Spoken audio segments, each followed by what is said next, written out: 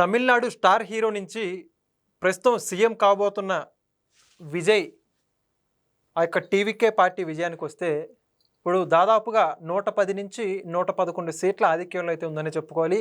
అయితే ప్రభుత్వాన్ని స్థాపించాలి, ప్రభుత్వాన్ని ఫామ్ చేయాలంటే ఖచ్చితంగా 118 నుంచి 120 సీట్ల అవసరం అయితే ఖచ్చితంగా ఉందని చెప్పుకోవాలి.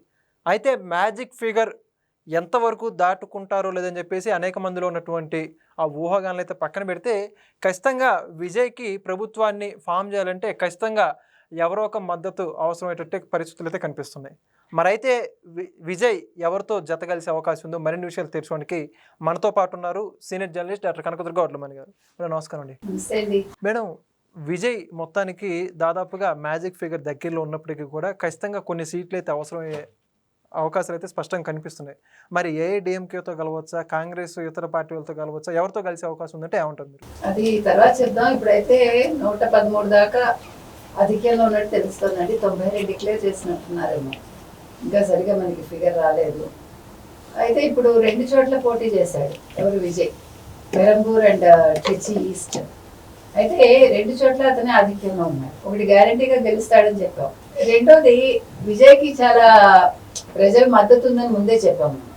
త్రిష ఉప ముఖ్యమంత్రి కావచ్చని కూడా చెప్పాం. ఇవాళ అదే జరిగేలా కనిపిస్తాం. ఎందుకంటే ఇప్పుడు ట్రిచి ఈస్ట్ నుంచి అతను రాజీనామా చేసే అవకాశం కనిపిస్తుంది ఒకటి నెగితే.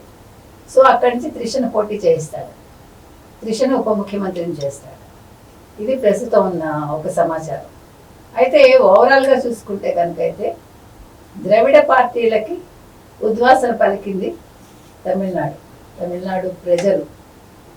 ఈసారి అంటే ఆఫ్టర్ లాంగ్ టైం, మేబీ 67 తర్వాత నాకు గుర్తున్నంత మట్టికి, కామరాజ్ నాడార్ తర్వాత ఒక తమిళ ముఖ్యమంత్రిగా విజయ్ వస్తున్నాడు. తమిళుడు తమిళనాడుని పాలించబోతున్నాడు.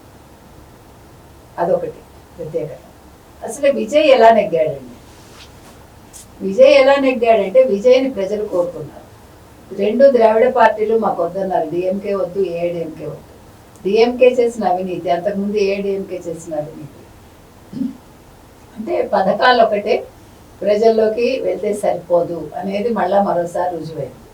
ఇక్కడ జగన్ ప్రభుత్వం రుజువు చేస్తే, అంటే జగన్ ప్రభుత్వాన్ని దింపేసి ప్రజలు రుజువు చేస్తే ఆంధ్రప్రదేశ్లో, అక్కడ ఇతన్ని దింపేసి ఎవరిని, స్టాలిన్ని, ఇవాళ స్టాలిన్ ఓడిపోయే పరిస్థితిలో ఉన్నాడు. మీకు అర్థమైందా? మరి అంత చేసిన వాడిని ఎందుకు దింపారయ్యా అంటే ప్రజలకి నచ్చలేదు వాడు చేసిన పనులు. హిందుత్వానికి వ్యతిరేకంగా ఏదైతే స్టాలిన్, ఉదయనిధి స్టాలిన్ చేశారో అవి ప్రజలకి నచ్చలేదు. కాబట్టి హిందువులు మేల్కొన్నారు. తిరుపురకుండ్రం ఏదైతే ఉందో, ఆ దీపం ఏదైతే ఉందో అది వెలిగించనివ్వకపోతే ఇవాళ వీళ్ళ దీపాలు ఆరిపోయాయి. గుర్తుపెట్టుకోండి, దేవుడు ఎప్పుడు కూడా పవర్ఫుల్. అందులో మురుగన్తో పెట్టుకోకండి. అర్థమైందా? మురుగన్ వాళ్ళకి చాలా భక్తి. అసలు మురుగన్తో ఎప్పుడు పెట్టుకుని అక్కడ ఉండలేడు తమిళనాడులో. అంటే భక్తి అనేది మూఢభక్తి కాకూడదు, కానీ నమ్మకాన్ని మీరు వమ్ము చేయకూడదు. నమ్మకం మీద మీరు మీ కాలు పెట్టకూడదు. పెట్టారు, మీరు పోయారు. వాళ్ళు ఉదయనిధి ఓడిపోయాడుగా. ఎంత తిమ్మిరి ఏమన్నాడు? సనాతన ధర్మం అనేది ఒక డెంగ్యూ, ఒక మలేరియా లాంటిది అన్నాడు. ఇప్పుడు డెంగ్యూ ఒకటి ఇంట్లో కూర్చున్నావా? కానీ అహంకారం పనికిరాదు. అసలు ఉప ముఖ్యమంత్రి ఏంటి? ఆ రోజే అన్నాం మనం. స్టేచర్ ఏముంది నీకు? తమిళ్ మాట్లాడతాడు, అది వేరు, కానీ అహంకారంతో మాట్లాడతాడు. ఒక పెద్దలకి ఈ గౌరవం ఇవ్వగా మనం చూడాలి. అందుకని ప్రజలు కూడా కళ్ళు తెరిచారు. ఇవాళ విజయ్ అంటే త్రిష ఇందాక వెళ్ళింది, తిరుమల వెళ్ళొచ్చి అతనికి ప్రసాదం తినిపించింది ఆవిడ.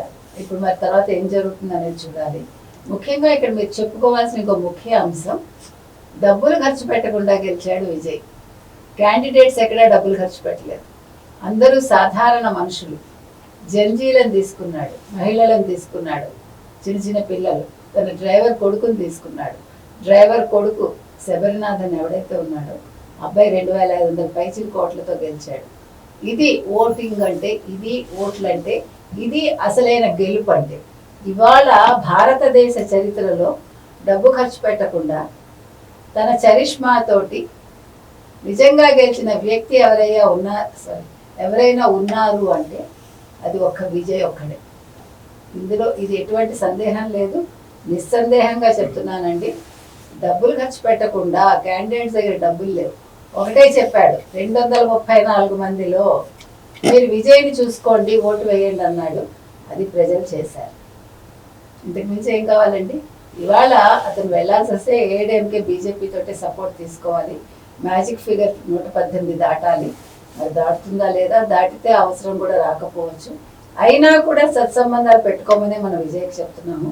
కేంద్రంతో బాగా ఉంటేనే రాష్ట్రం బాగుంటుంది. కాబట్టి ఇప్పుడు ఏదైతే స్టాలిన్ చేశాడో ఆ తప్పిదం విజయ్ చేయకూడదు. కాబట్టి వాళ్ళతోటి బయట నుంచి మద్దతు తీసుకుని అతని ప్రభుత్వం నడిపితే బాగుంటుంది. అదేవిధంగా అతనికి పెద్ద సపోర్ట్గా నిలిచిన త్రిష అన్ని రకాలుగా వాళ్ళ మీద ఎలిగేషన్స్ వచ్చినా కూడా ఇద్దరు కూడా చాలా స్థైర్యంగా ధైర్యంగా నిల్చుని వాటిని ఎదుర్కొన్నారు. సో ప్రజలు వ్యక్తిగతం కంటే కూడా విజయ్నే కోరుకున్నారు. విజయ్ ముఖ్యమంత్రి కావాలనుకున్నారు కాబట్టి ఇవాళ ఆయన అయ్యాడు. సో మరి ప్రజల ఆకాంక్షల మేరకు విజయ్ పరిపాలించాలని కోరుకుంటున్నాం. ఇంకోటి, అహంకారం వద్దు విజయ్. మీరు ఒక సాధారణ వ్యక్తిగా మీరు పరిపాలన చేయండి. మరో 10 ఏళ్ళు మీకు ఢోకా ఉంటుంది. Thank you madam.